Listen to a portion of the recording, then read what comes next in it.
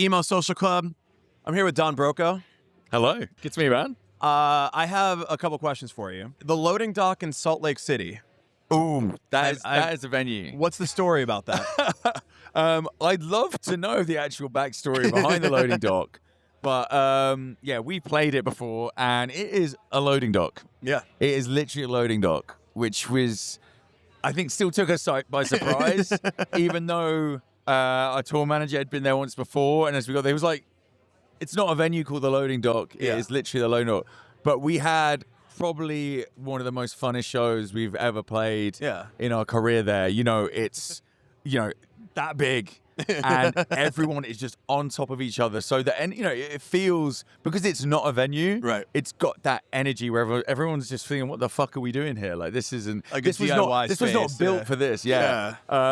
So yeah, the fact everyone's just packed in super tight into this, tiny little space. The energy is just like right up there the whole way through. So I would recommend any band if you get an opportunity to play loading dock in Salt Lake City, just do it. It's awesome. Hell yeah. Second question is, why are you so good at dice games?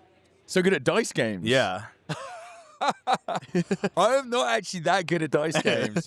I got very lucky on a tour. Who told you about that? We played dice on the tour, and like, I'm not that lucky, but somehow the final game of the right at the end of the tour, where everyone's just chucking in like all their loose change, and I think the pot got up to like $200 or something, and I came through and took the whole thing, and it felt good, man. It felt good. I can't deny. See, I've been wondering this for like 3 days now. Like, what's the story? I'm like, I can't wait to ask. That was just my friend gave me those questions. These are ones that we're actually going to do for Emo Social Club. What is the most emo song you are listening to right now? Good question. Right now, there's this song by, so it's not like traditionally, that's fine. Traditionally emo. But yeah, there's let me even call the name. Let me ask you the name, because basically this band I just love, and I don't stop talking about them.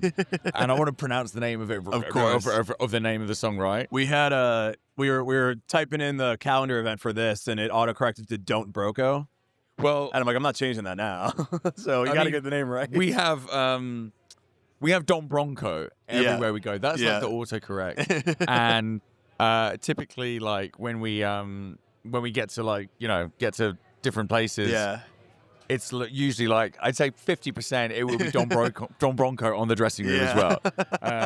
Okay, that's not coming up, so I don't want to pronounce it wrong. Yeah. So I'd say probably the song that I'm probably buzzed off the most is probably there's a new, I don't know how brand new it is, but the latest like Simple Plan song they brought out. Sure, okay. Where it's just like, it's just classic, just great. Yeah. Everything you love about Simple Plan, just those most awesome, just feel good pop punk that you can, they just fucking serve it up on a plate, and it's just like, that's a fucking hit. So that's probably the latest one I've been jamming. It's the first time anyone's ever answered that with Simple Plan. Yeah, and I'm like, they have a lot of emo songs. They're the kings of fucking emo right now. Yeah. They kind of are. Yeah. Next question. What makes Don Broco so emo? I'd say we've kind of being brought up on emo. We've we've always had that like as a big part of our sound, but it's always been like masked in with a load of other stuff. So like, bring it down. It probably comes down. The thing that makes us so emo is like our early photos, where you're like, who are these guys? And you find these photos, and he's like, wow, like it's like the fringe, just like, just like the tight fringe, just like the longest thing possible that goes down. And like those early promo photos, however much, like we're like, oh man, like you look back and you're like, wow, is that how we look back then? Yeah. And they just keep coming back to haunt us like every time. There'll be like a new show we're doing, and then the promoter will find this like ancient photo from 15 years ago or something, like when we were still at school, and it's just like, okay, let's go. So I think that's that's buried within us. The haircut deep made you so emo. Yeah, man. Like you can't get more emo than early Don Broco. If you find that haircut, you're like emo. the name of our band at school, which was like 3 of the 4 members. Yeah. I don't think you can really get much more emo than our first band name. And being like a British band, this doesn't really make sense. Okay. But we called ourselves Summer Fall. Summer Fall. And fall is autumn in the UK, so that doesn't even make sense. Yeah. But like, yeah, we just like the early incarnation of Don Broco was pretty much just like basically Take 'Em Out Sunday. Like that Amazing. was like, yeah, that was Amazing. Like, that was because we had the 2 singers, so it'd be like me and Matt, who's our drummer. So we'd just be doing Take 'Em Back Sunday covers. That's and it. Yeah. Your new music, you got 3 new songs out this year, right? Yeah. I love them. Thank you. I've known about you guys for a while. I've heard a few songs, and we were going to do this interview, so I was like, I gotta know game when I come to this. So I've been listening to the new singles. I'm like, I'm gonna put these on repeat. Like they're really good. Oh yeah, I really thank you, like man. them. Cheers. So is there a record coming, or are you just putting out songs? Yeah, or? we were hoping to have the record out already. It just took ages. Sure. But we literally finished it like the week before we came on tour. Okay. So it just feels so good having it done. So yeah, we're gonna be. I think there's gonna be like a couple more singles out from it. Okay. I just can't wait for people to hear the whole thing now. So Yeah. it's gonna be like early next year. Okay. Yeah. I mean, now I'm very excited. I've just found out these 3 singles. Now Yeah, I'm like, sick. give me the record. Yeah. No, yeah, it's coming. It's coming. Yeah.